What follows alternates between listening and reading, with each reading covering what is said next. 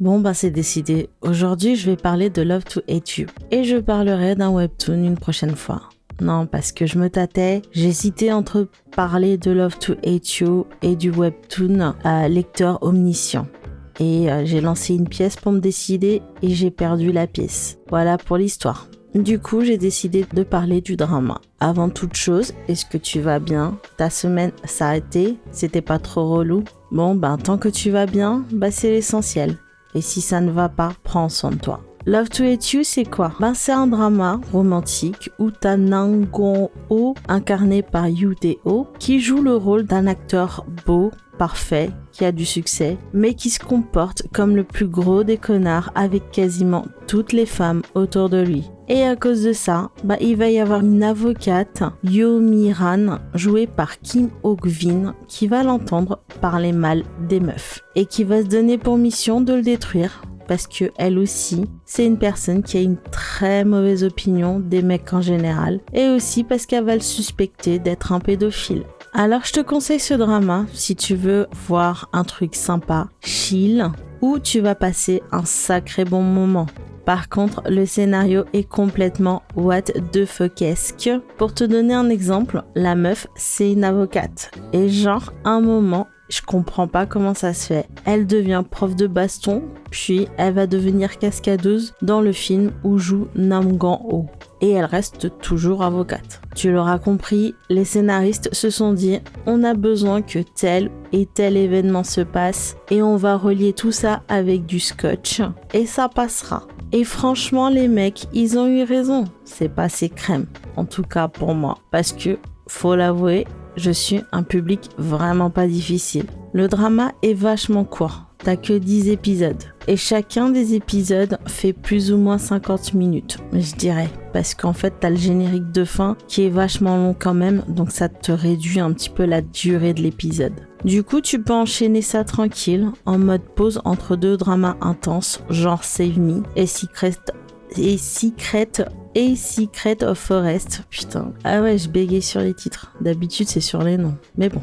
Secret of Forest, par exemple. D'ailleurs, ce sont deux dramas que je te conseille. L'interaction entre les deux acteurs, c'est juste trop des barres. T'as pas mal de quiproquos. Ce qui est cool, c'est qu'ils ne font pas traîner le bordel. Ils vont te résoudre ça assez rapidement pour enchaîner avec le quiproquo suivant. Leur couple, elle est juste trop ouf. Ils ont une alchimie de dingue. Et au-delà de l'aspect marrant et tranquillou du drama, j'ai adoré deux trucs plus que tout. Le personnage de Yoo Mi-ran, c'est une meuf que j'aimerais trop avoir comme pote. Elle est juste trop bien. La meuf, elle est droite, elle ne fait pas sa mijaurée. Si elle veut coucher avec un mec, elle le fait. Et en plus, elle ne cache pas qu'elle s'est faite beaucoup de mecs dans sa vie. Kim Ok-vin, c'est l'actrice, c'est la première fois que je la vois dans un rôle pas sérieux. Et franchement, elle gère de ouf. Elle rend son personnage juste attachant et qu'est-ce qu'elle se bagarre bien. Le caractère du mec, Nam Gon-ho. En vrai, comme tu l'auras deviné, il est devenu un gros connard parce qu'une meuf lui a brisé le cœur. Ouais, le gros truc cliché quoi. Et forcément, t'as l'ex qui revient.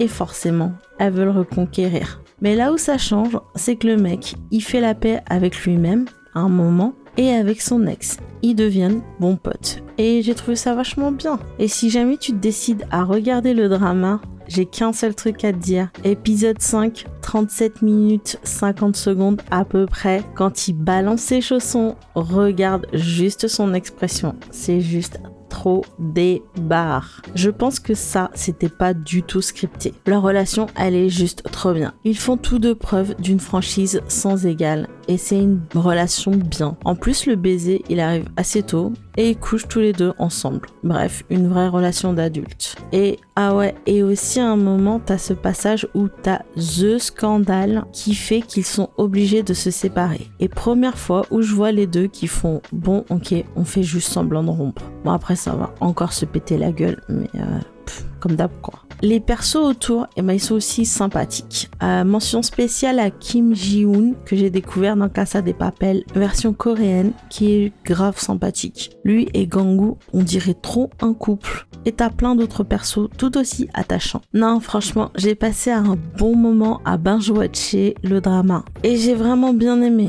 Je pense que c'est définitivement un drama que je reverrai si je suis en mode déprime ou malade, ou même si je veux juste revoir un truc sympa, un peu dans le même style que Welcome to Waikiki, la première saison, ou The Sound of Your Heart, qui est juste trop débat. Voilà pour le drama Love to Hate You dans les grandes lignes. Passe un bon dimanche, lis un bon bouquin et repose-toi bien avant d'attaquer demain. Sinon, j'espère que tu passeras une bonne semaine et je te dis à dimanche prochain.